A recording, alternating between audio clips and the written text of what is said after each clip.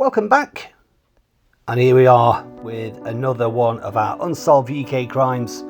This time it is all about Mary Flora Bell. Was only 10 when she murdered the first of her two victims, and she was just 11 when sentenced to life detention in Newcastle upon Tyne after being found guilty of the manslaughter of two little boys. The jury though said she was suffering from diminished responsibility at the time and found her not guilty of murder. It was the day before her 11th birthday when she strangled 4-year-old Martin Brown in a derelict house in the Scotswood district. A second schoolgirl, Norma Joyce Bell, aged 13, unrelated but living next door to Mary, was found not guilty of murder and not guilty of manslaughter on both charges. 2 months later she killed again. 3-year-old Brian Howe was battered and strangled and his body mutilated. Mary Bell is said to have strangled the boys aged 4 and 3 solely for the pleasure and excitement of killing. Bell was arrested and put on trial, pleading guilty to manslaughter on the grounds of diminished responsibility. The jury heard Mary, also known as May, was suffering from diminished responsibility at the time. As the verdict was read out, Mary broke down and wept. Mr. Justice Cusack described her as dangerous and said there was a very grave risk to other children if she was not closely watched. Mary's mother and grandmother, who were sitting behind her on the benches, also wept when the verdict was announced. Martin Brown, aged 4, of Scotswood in Newcastle, was found dead in the derelict house on 25th of May. The body of Brian Howe, 3, also of Scotswood, was found on waste ground near his home 2 months later. The two girls, who were playmates, also lived in the Scotswood area of Newcastle. They denied the charges.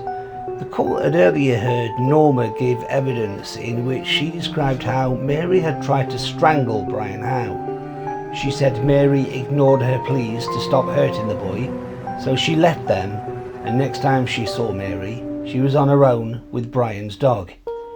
Jurors were told despite the age difference, Mary was the more dominant personality with a very worldly attitude.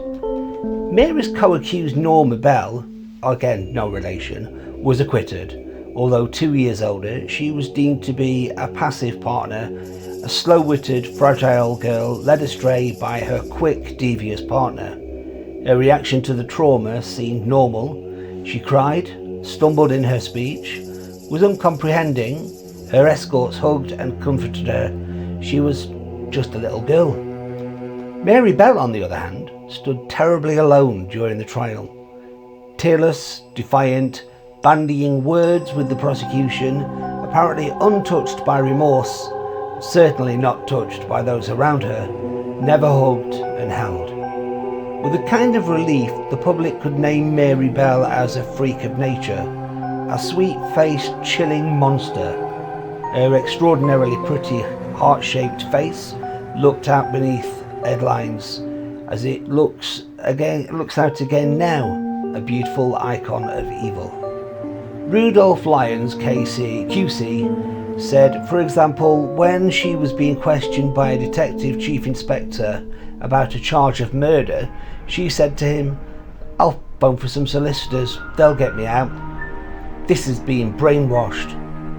He said she also tried to throw suspicion onto an innocent boy in a very cunning and insidious manner.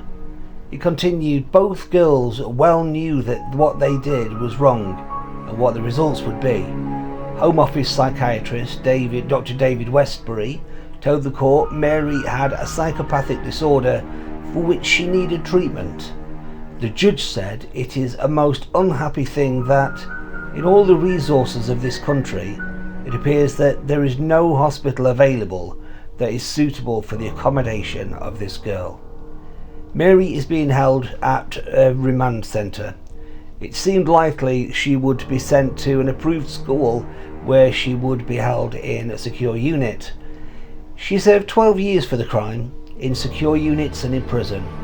The only girl among 20 or so boys at an approved school in Merseyside, she was allegedly subject to SA by a member of staff and also by fellow inmates to which the rest of the staff turned a blind eye. Unsurprisingly, she was often a mutinous prisoner, once escaping to a renewed flurry of press attention. She was given a new name and the possibility of a new life. Her disappearance into unknown freedom and silence allowed the families of the two murdered boys also to have the possibility of a partial freedom from their past hell. "For me," said June Richardson, the 53-year-old mother of Martin Brown, in an interview with The Observer, "Mary Bell died when she left prison and took on a new identity. I thought of her as dead. I tried to have a decent life. I started to learn not to hate her, because she had died and become someone else." Bell was released from the Risley Remand Centre after 18 years, and ever since had been hunted by the tabloids.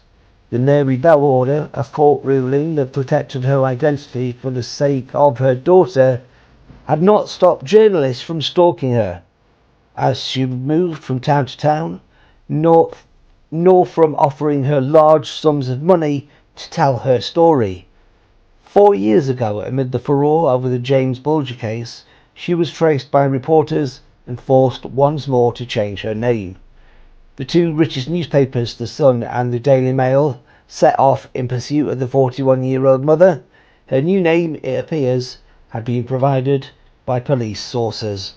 Please like and subscribe to the channel so you know whenever new episodes are available. Thank you for listening.